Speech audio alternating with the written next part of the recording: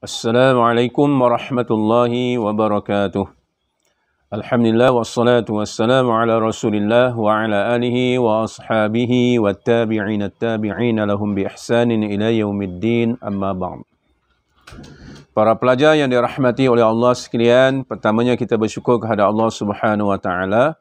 Di atas limpah kurnianya kita masih lagi dipanjangkan usia oleh Allah Subhanahu wa taala dan diberi kesempatan oleh Allah Subhanahu wa taala untuk meneruskan sesi pembelajaran kita walaupun dalam suasana PKP ini, insya-Allah kita masih lagi istiqamah untuk meneruskan pelajaran kita, insya-Allah. Jadi saya meminta para pelajar tahun 3 untuk membuka buku kafah fiqh taharah. Baik. Para pelajar diminta untuk membuka muka surat 45. Tajuk yang ke-12, insya-Allah. Tajuk yang ke-12 ini iaitu cara-cara istinja. Kita telah belajar dahulu tentang apa itu istinja, iaitu membersihkan kekotoran daripada qubul atau dubur. Ini membersihkan kekotoran selepas kita buang air kecil dan air besar. Soalnya sekarang istinja ini ialah cara membersihkannya tidak menggunakan air. Tidak menggunakan air. Istinja ialah menggunakan alat-alat yang tertentu yang kita belajar dahulu, ialah sesuatu yang kesat, yang boleh menghilangkan najis pada qubul atau dubur kita. Alat-alat yang kesat yang kita belajar dahulu, selain daripada makanan, selain daripada tulang ataupun selain daripada kertas-kertas yang tercatat, ayat-ayat Al-Quran ataupun hadis-hadis Nabi. Kertas-kertas ni yang dimuliakan, tak boleh. Kalau kertas yang lain, kertas tisu, kertas wa'abah, boleh untuk kita gunakan untuk beristinja. Baik.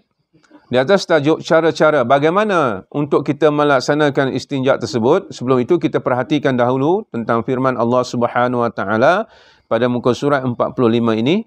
Sama-sama kita baca. Bismillahirrahmanirrahim. Firman Allah Subhanahu wa taala, "Innallaha yuhibbut tawwabin wa yuhibbul mutatahhirin." Al-Baqarah ayat 222.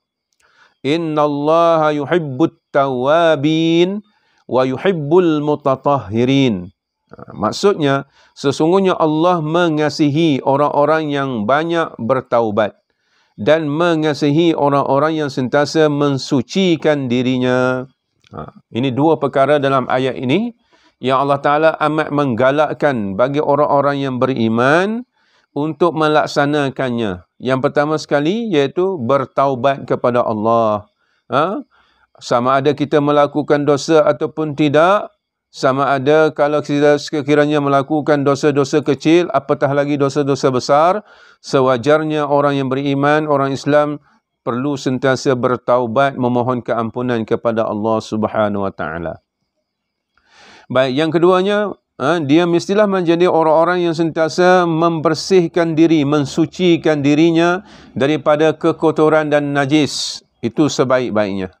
Maksud di sini mensucikan dirinya, mutatahhir ini, kita belajar bab taharah, maknanya bersuci daripada sebarang kekotoran atau najis, ataupun membersihkan dirinya daripada hadas kecil ataupun hadas besar. Itulah sebaik-baik orang yang beriman, mana dirinya sentiasa bersih daripada sebarang kekotoran atau najis dan dirinya sentiasa mengekalkan dirinya sentiasa dalam keadaan berwuduk misalnya. Itu di antara perkara-perkara yang digalakkan dalam kehidupan kita sebagai seorang Islam.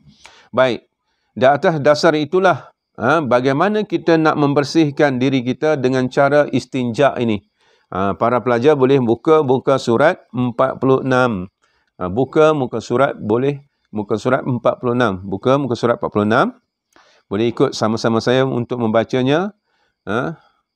Boleh dengar dan dengan betul ya. Dengar dengan betul dan memahaminya, insya-Allah. Baik. Bagaimana kita nak beristinja? Yang pertama sekali membuang najis pada qubul dan dubur. Kalau sekiranya masih ada lagi kesan-kesan najis itu, kita kena buang dahulu.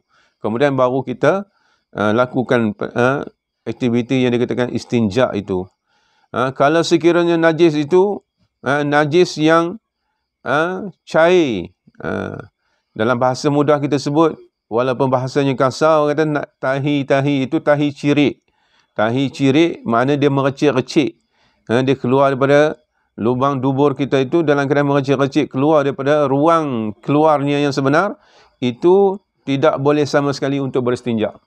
Itu hukum fiqh dia kata macam tu. Maknanya, selagi mana najis itu tidak keluar daripada ruang tempat keluarnya itu boleh kita lakukan istinja. Kalau dah bertabur, kena pada bahagian-bahagian lain, tidak boleh sama sekali untuk kita beristinja. Mau tidak mau kita mesti membersihkannya dengan menggunakan air. Baik. Maknanya kalau ada kesan-kesan najis sedikit lagi, sedikit yang ada pada kemaluan kita, pada kubul atau dubur, mana kita pastikan bahawa dia sudah tiada. Kemudian, aktiviti kedua atau tindakan yang kedua adalah istinja 3 kali berturut-turut atau lebih. Buat lebih pun boleh, tapi sekurang-kurangnya 3 kali baru dikatakan istinja.